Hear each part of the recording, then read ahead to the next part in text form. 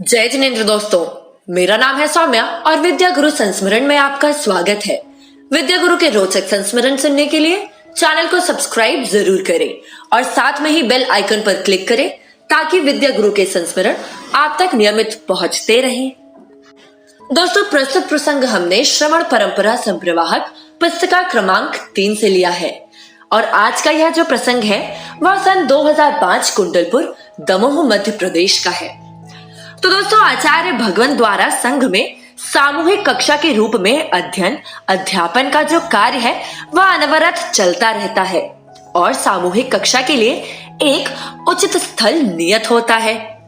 आचार्य भगवंत सिंहासन पर विराज कर कक्षा नहीं लगाते हैं, तो कक्षा के समय वह एक सामान्य तखत पर विराजमान हो जाते हैं एवं उनके तीनों ओर भूमि पर 1-1.5 इंच ऊंचे पाटे रखे होते हैं जिन पर शिष्यगण विराजमान होते हैं। और कक्षा प्रारंभ होने से कुछ समय पूर्व कोई एक मुनिराजगण आचार्य भगवंत के कक्ष में जाकर जिस ग्रंथ की कक्षा चल रही होती है उस ग्रंथ को आचार्य गुरुदेव जिस पुस्तक से पढ़ रहे होते हैं उसे लाकर कक्षा स्थल में स्थित आचार्य भगवंत के बाजौटे पर रख दिया करते हैं और प्रतिदिन का यही क्रम रहता है। तो बात सन 2005 3 अप्रैल कुंडलपुर मध्य प्रदेश की है। आचार्य भगवंत का ग्रीष्मकालीन वाचना के समय मध्यान्ह में मूलाचार ग्रंथ की कक्षा चल रही थी और जैसे ही कक्षा का समय हुआ कि संघस्थ 42 साधु अपनी अपनी पुस्तक हाथ में लिए विद्यार्थी की तरह कक्षा स्थल में आकर आचार्य भगवंत की प्रतीक्षा में खड़े हो गए। तभी देखा कि ज्ञान साधना संज्ञक संत निवास में बड़े बाबा छाया नामक कक्ष से निकलते हुए आचार्य महाराज स्वयं ही एक हाथ में अपना ग्रंथ लिए और दूसरे हाथ में पीछे लिए हुए एक आकर्षक विद्यार्थी के रूप में चले आ रहे हैं।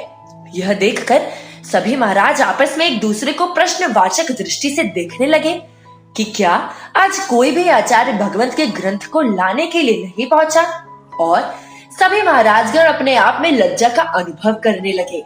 परंतु आचार्य भगवान इन सभी विकल्पों से परे प्रसन्न मुद्रा में प्रतिदिन की भांति आज भी उत्साह पूर्वक आकर अपने स्थान पर आसीन हो गए।